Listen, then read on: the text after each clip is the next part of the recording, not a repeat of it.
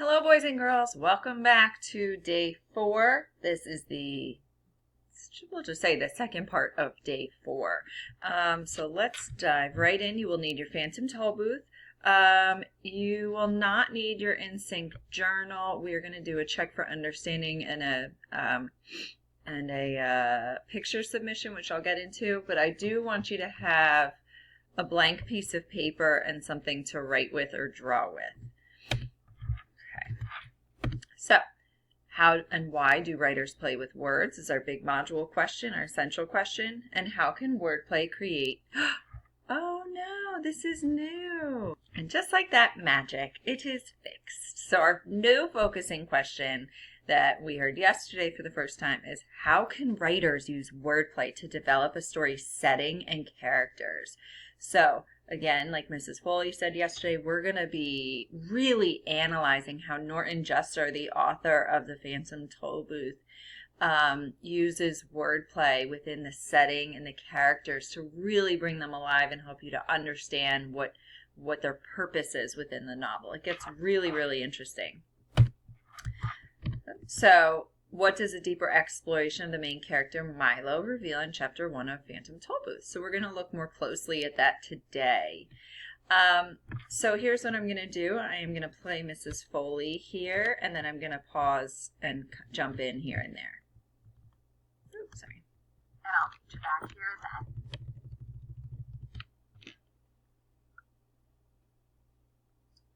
Readers learn about characters by observing characters' words, thoughts, and actions, and studying the illustrations. Well, based on these observations, readers can make inferences about what characters are like on the inside. We often refer to a character's inner qualities as their traits or their personalities, not like what they look like. As we learned in Module 1, readers can also make inferences about the character's beliefs and values, and even how they view the world without being directly told by the author. And we can do that by paying close attention to what they say, and what they do, and what they think. Remember Chief Joseph and Sound of Running Feet, and how we were able to figure out so much about what they valued? You've already made some good observations about Milo as you read Chapter 1. Now you'll turn your observations and questions into inferences about Milo's character. Let's turn to page 9 in the book. And here's your next task. You're going to review pages 9 through 11, including the illustrations on page 10. And you're going to review your noticings and wonderings about Milo. Then consider this question. How would you describe Milo's traits or personality and his worldview? Remember, a character's traits include what they're like inside, their personality. And a person's worldview refers to the view that they have about the whole world, or their ideas about life and the world around them. With this question in mind, pause the video and review pages 9 through 11 and your noticings and wonderings, and see, how would you describe Milo's traits and worldview? Okay, so we're going to read this together. Here we go. This is pages 9, 10, and 11. There once was a boy named Milo who didn't know what to do with himself. Not just sometimes, but always. When he was in school, he longed to be out, and when he was out, he longed to be in. On the way, he thought about coming home, and coming home, he thought about going. Wherever he was, he wished he were somewhere else. And when he got there, he wondered why he'd bothered. Nothing really interested him, least of all the things that should have. It seems to me that almost everything is a waste of time, he remarked one day as he walked dejectedly home from school. I can't see the point in learning to solve useless problems, or subtracting turnips from turnips, or knowing where Ethiopia is, or how to spell February. And since no one bothered to explain otherwise, he regarded the process of seeking knowledge as the greatest waste of time of all. As he and his unhappy thoughts hurried along, for while he was never anxious to be where he was going, he liked to get there as quickly as possible. It seemed a great wonder that the world, which was so large, could sometimes feel so small and empty. And worst of all, he continued sadly, "There's nothing for me to do, nowhere I'd care to go, and hardly anything worth seeing." He punctuated this last thought with such a deep sigh that a house sparrow singing nearby stopped and rushed home to be with his family. Without stopping or looking up, he brushed past the buildings and busy shops that lined the streets, and in a few minutes reached home. Dashed through the lobby, hopped into the elevator 2, 3, 4, 5, 6, 7, 8, and off again. Again the apartment door opened the apartment door, rushed into his room, flopped dejectedly into the chair, and grumbled softly, "Another long afternoon." He looked glumly at all the things he owned, the books that were too much trouble to read, the tools he'd never learned to use, the small electric automobile he hadn't driven in months, or was it years, and hundreds of other games and toys and bats and balls and bits and pieces scattered around him. And then to one side of the room, just next to the phonograph, he noticed something he had certainly never seen before. Who could possibly have left such an enormous package, and such a strange one? For while it was not quite square, it was definitely not round, and for its size it was larger than almost any other big package of smaller dimension that he'd ever seen. Now take a second and go back to your noticing and wonderings from yesterday's assignment on Thursday. And I want you to think about this question. How would you describe Milo's traits or personality and world view?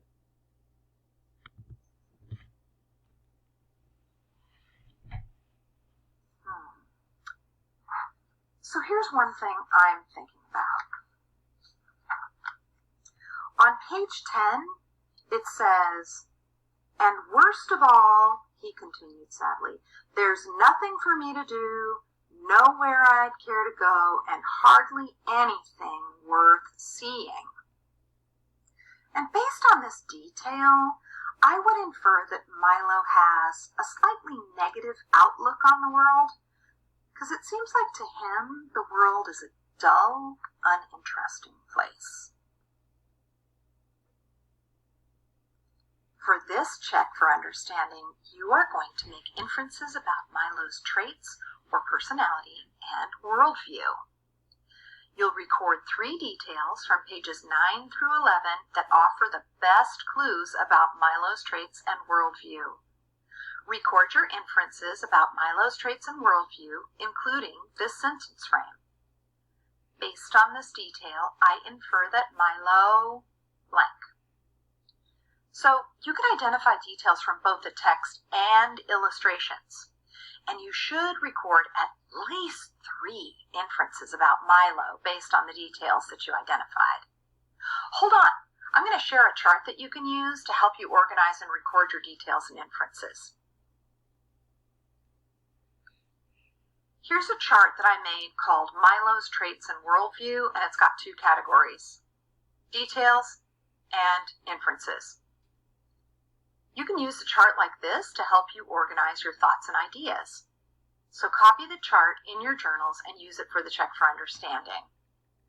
You can record a detail that you find on one side on the left and the inference that you make about the detail on the right.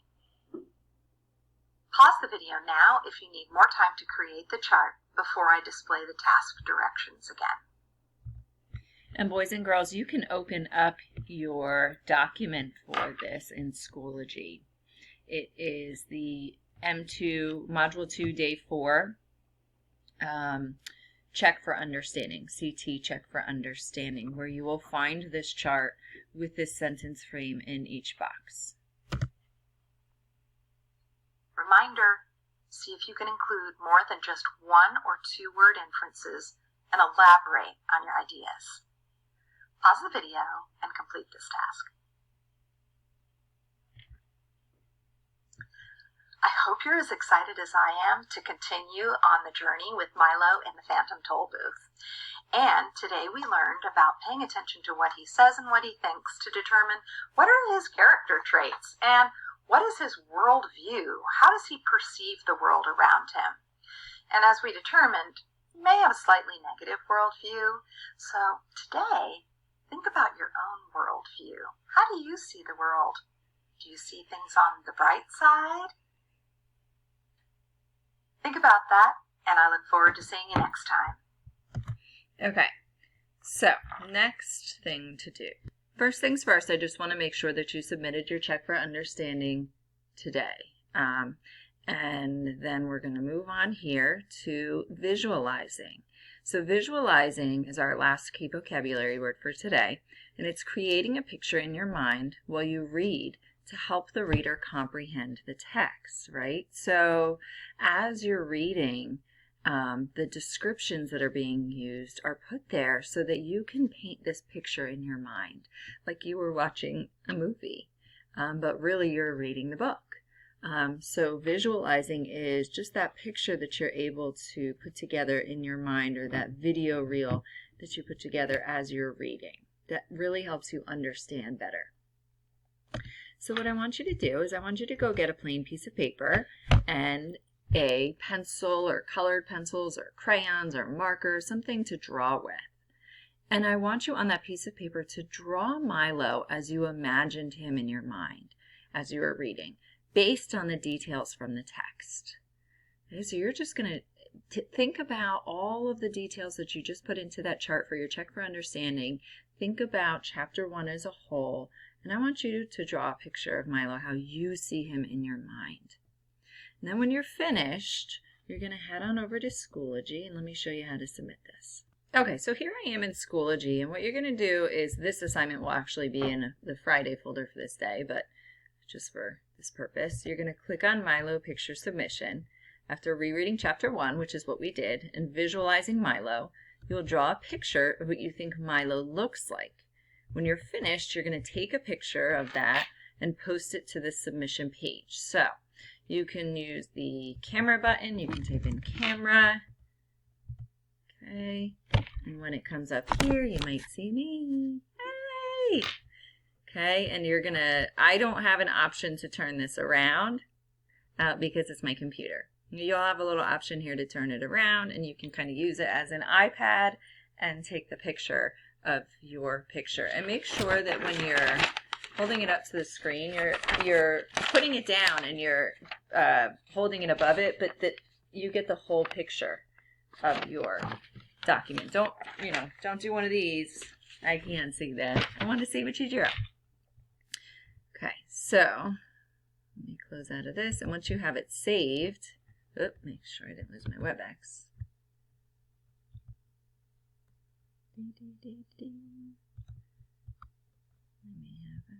All right, I'll keep going either way. So then what you're going to do is you're going to click on Submit Assignment, and you're going to go Stay and Upload, and you're going to click on this File thing here. And when you guys save, what's going to happen is it's going to go to Pictures automatically, and then you're going to click on, wherever it is in this folder and click Open. I'll do this nice cute little hummingbird that I like. Okay, and then you click Submit. Okay, and it should say Assignment Submitted, 1 item on time. I have to figure out how to delete that now. But either way, once you do that and you have your picture of Milo submitted here, you are done for today. I believe, let me just double check. Yep, that is all you have to do for today. So great job. I'm looking forward to seeing your pictures of Milo. I bet they're going to be really, really great.